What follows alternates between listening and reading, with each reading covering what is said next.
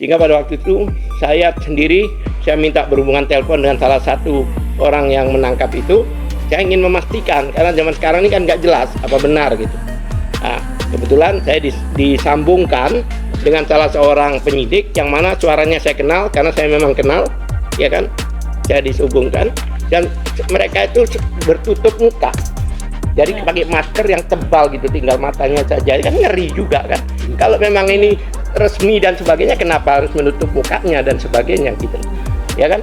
Bahkan kemarin dinarasikan mereka ini ditangkap dan diambil di tempat parkir. Kemudian ada yang menarasikan bahwa kenapa datang karena untuk penggeledahan. Kok penggeledahan kan di rumah, bukan di tempat parkir. Dan seharusnya kalau memang itu penggeledahan kan diajak balik untuk ke tempat dia, ini tidak. Kemudian kami tanya, apa-apaan ini? Kenapa kok pagi-pagi disatroni lah istilahnya? Apanya? Tugas atasan, perintah atasan. Untuk apa? Untuk penjemputan paksa. Kami lakukan upaya paksa. Kami kaget banget. Upaya paksa itu biasanya dilakukan jika orangnya mangkir, dipanggil 3 kali dengan layak. Itu 3 hari seharusnya. Memang jika tidak hadir, baru ada apa yang dikatakan penjemputan paksa, ya kan? Dan penjemputan paksa itu biasanya karena hal-hal yang sifatnya, 1, takut melarikan diri, 2, menghilangkan barang bukti apa lagi? Udah ratusan bukti yang mereka punya, 130 saksi, ya kan? Bukti apa? 709 itu surat nggak? Tapi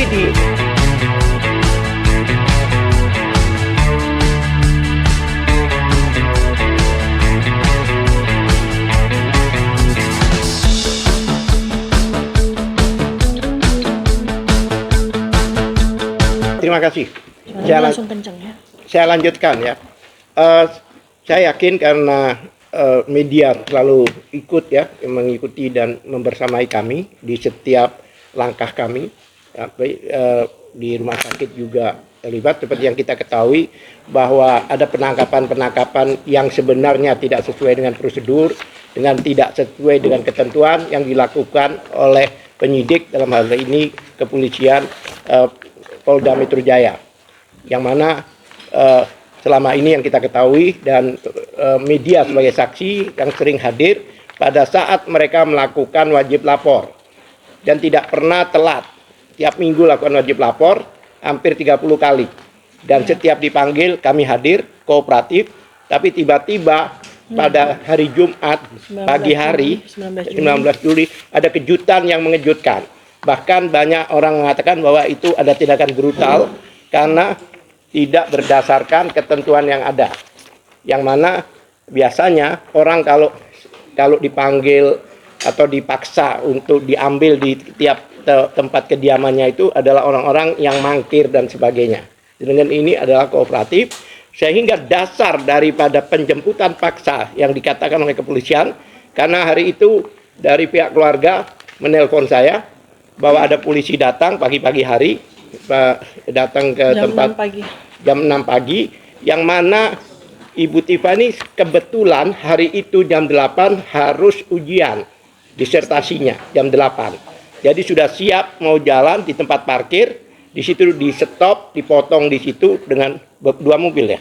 4 mobil. 4 mobil, bayangkan. Seorang wanita loh ini, ya kan, yang tidak pernah melakukan tindak pidana kriminal. Seorang wanita yang selama ini melaksanakan hak konstitusinya dalam menguji satu dokumen publik. Kemudian saya tanya, telepon disambungkan karena kami juga khawatir siapa mereka ini. Karena tidak berbaju polisi ya, berbaju preman.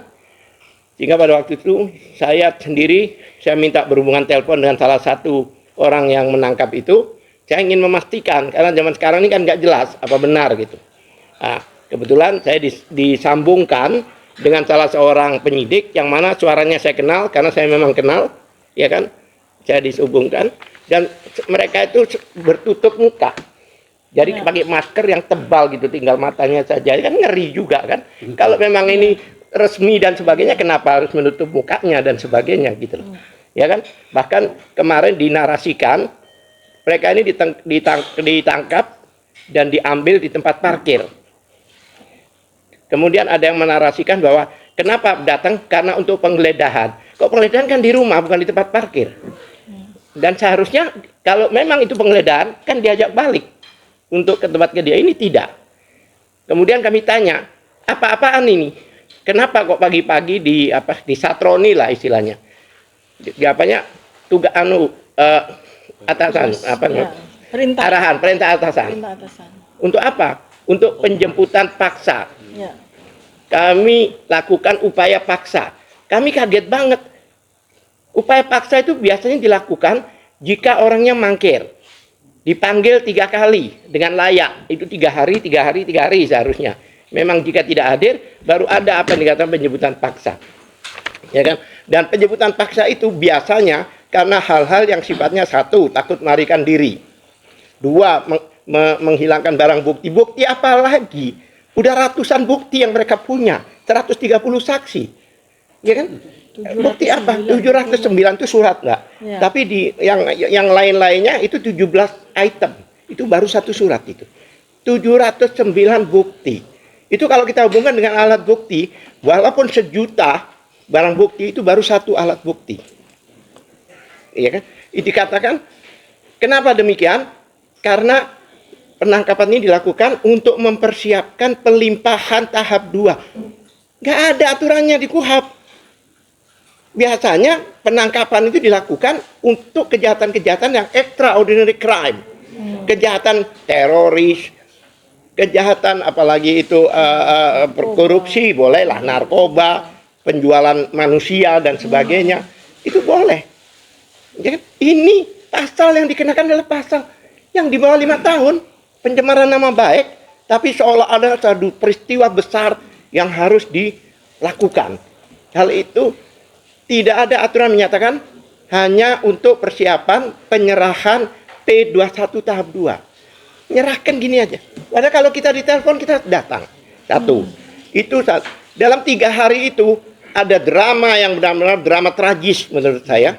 Drama yang luar biasa. Nah, pada waktu ditangkap, dibawa ke sana, diperiksa oleh kedokteran seharusnya. Biasanya dokternya hadir ke situ. Tapi orang-orang ini malah dibawa ke nanti panjang lebar itu nanti kita bukan di kontes. Iya. Ke polisi, ya kan? Dibawa ke polisi dan pada hari Minggunya yang mana hari Senin paginya itu rencananya jadwal jam 8 sudah dicerahkan, itu jam 11 malam datang segerombolan orang dari kepolisian untuk mengambil. Padahal kurang berapa jam yang harusnya langsung dilimpahkan ke kejaksaan. Jadi dipaksa diambil dalam posisi masih diinfus. Lemah. Diambil. Karena pada waktu itu kami juga tahu undang-undang, tahu hukum, bahwa itu bertentangan dengan undang-undang kesehatan maupun peraturan menteri dan sebagainya. Tidak boleh ada memulangkan pasien di malam hari. Apalagi dalam keadaan yang belum dikatakan oleh dokter yang menangani itu boleh dipulangkan. Kami bertahan itu. Sehingga mereka sudah melebihi jam 12, yang mana sudah di luar surat tugasnya, kan tugasnya kemarinnya. Maka mereka balik. Pagi-pagi mereka datang, 6:30 kalau nggak salah jam 6, maka diambil dibawa ke Polda Metro. Ya, kami ikuti sampai di sana. Kemudian dari Polda Metro, mereka diminta untuk pakai baju oranye. Bayangkan, ini adalah orang yang melakukan hak konstitusionalnya. Adalah orang yang mengkaji ijazah publik. Baju oranye bahkan diborgol. Bayang nggak? Kemudian dibawa ke kejaksaan. Alhamdulillah, jaksa objektif. Dan jaksa nampaknya tidak mau dijadikan bemper untuk melanjutkan penahanannya. Jadi sampai di sana dievaluasi sama jaksa, dan seperti alasan jaksa waktu dia podcastkan, kenapa mereka ini ditangguhkan penahanannya, itu dengan alasan 1, ini sudah merupakan isu publik. Kan sidang ini bakal bertahun-tahun loh. Anda tahu nggak? 1,5 meter itu BAP. Pada waktu mau dilihat itu digotong 4 orang. 4 orang. Seperti bawa jenazah gitu. Itu bayangkan. Segitu panjangnya. digotong. Butuh waktu bertahun-tahun ya. Iya. Saya juga heran apa ini, aku bilang, membuktikan satu surat dengan bukti setinggi itu. Iya. Saya ukur dengan tubuh saya waktu itu, saya kalah tinggi gitu. Nah, disitulah jaksa objektif katakan ini sudah merupakan isu publik dan jaksa tidak mau dibully oleh rakyat, oleh masyarakat seperti apa yang dilakukan terhadap kepolisian oleh rakyat Indonesia. Nah, itu salah satu alasannya. Kedua, dengan dokumen segini pasti akan melewati masa tahanan. Nanti bakal dibebaskan juga gitu. Maka dengan diminta kami sebagai penjamin, lawyer-lawyer ini dan keluarganya, kami buatlah jaminan itu. Kami buat jaminan itu mengatakan tidak akan lari. Dan tidak akan lari, ngapain lari? Wong kami nggak ada salah kok. Nah, kemarin digaungkan juga oleh grupnya, lingkarannya Jokowi itu, jaksa mengajak restoratif justice. Ya, Pak, silakan. Saya akan tanyakan, bagaimana sih? Dia baca KUHP baru nggak? Apalagi untuk delik aduan seperti ini, aturannya memang harus didamaikan. Baik itu penyidikan, ya kan, bahkan penuntut, bahkan di persidangan pun hakim berhak menanyakan, Anda mau damai apa tidak? Ya. Kok mau dilapor jaksa melakukan? Itu memang masuk di dalam SOP mereka dan harus ditanyakan. Ya barangkali selesai kan? Dengan pertanyaan apakah saudara mau restoratif justice? Ya. Dokter Tifa dengan tegas mengatakan tidak. Itu. Tapi dimasalahkan seolah-olah jaksa jadi jadi broker juga seperti mereka gitu loh. Tidak. Itu adalah protap mereka gitu. Saya pikir karena ada beberapa orang juga yang ingin berbicara sampai di sini, ya mungkin kalau ada pertanyaan nanti insya Allah kami jawab. Terima kasih. Baik, sebelum kepada advokat yang lain saya